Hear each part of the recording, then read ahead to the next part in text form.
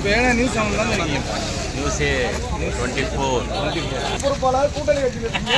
அறிவு பண்ணாமல் தம்பி கொச்சு கொச்சு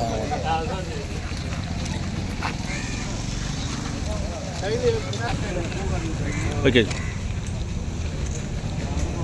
ஏதோ கார் கீரை எடுத்துட்டு வரணுமா?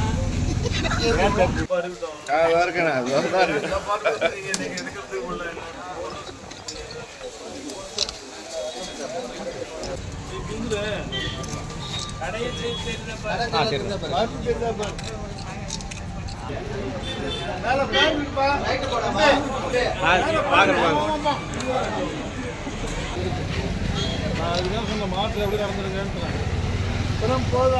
மண்டலத்தினுடைய இணைச் செயலாளர் அன்பு சகோதரி மாலதி அவர்கள் உங்களுக்கு கலந்துரையாடுவார். சிறப்பான முறையில கிடைச்சது. ஆனா இன்னைக்கு இந்த திமுக அரசு என்ன செய்யறாங்க? அனைத்து மகளிருக்கும் 1000 ரூபான்னு சொன்னாங்க. 1000 ரூபாய் உங்க எல்லாருக்கும் வருதாங்க? வரல. சொத்து வரி உயர்வு, குடிநீர் வரி உயர்வு. இன்னைக்கு நீங்க தண்ணிக்கு வரி கட்டுறீங்க, கரெக்ட் தானே? சொத்து வரி கட்டுறீங்க. லாஸ்ட் பாயிண்ட்ல பேசும்போது இது மக்கள் சொன்னதுதான், நான் சொல்லல. எல்லாருமே கேட்டாச்சு. ஆனா 100 நாள் வேலை வரல. இந்த பொண்ணுக்கு வந்து வீடு வசதி எதுவுமே கிடையாது. இவங்களா சம்பாதிச்சு 3 சென்ட் இப்பதான் இடம் வாங்கி வீடு சும்மா கொட்டா போட்டுட்டு தான் இருக்காங்க.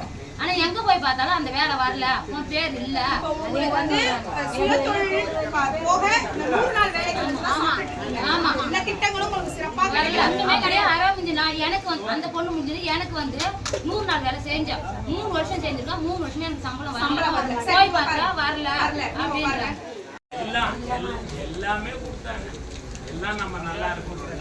சரி, இதெல்லாம் மனசுல வச்சுக்கிங்க. உங்களுக்கு நாங்க என்ன நிலைப்பாடுங்கிறது சொல்லிட்டோம்.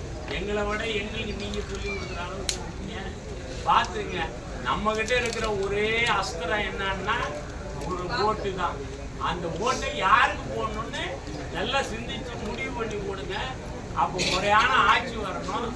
அதுக்கு நம்ம சொல்றதை கேட்கிற எடப்பாடியார் இந்த நாட்டினுடைய முதலமைச்சராக வரணும். அதை உங்ககிட்ட சொல்லிட்டு போறதுக்கு தான் வந்திருக்கோம். எதுவும் கட்டாயம் கிடையாது. நீங்க முடிவு உங்க கையில. நன்றி, வணக்கம்.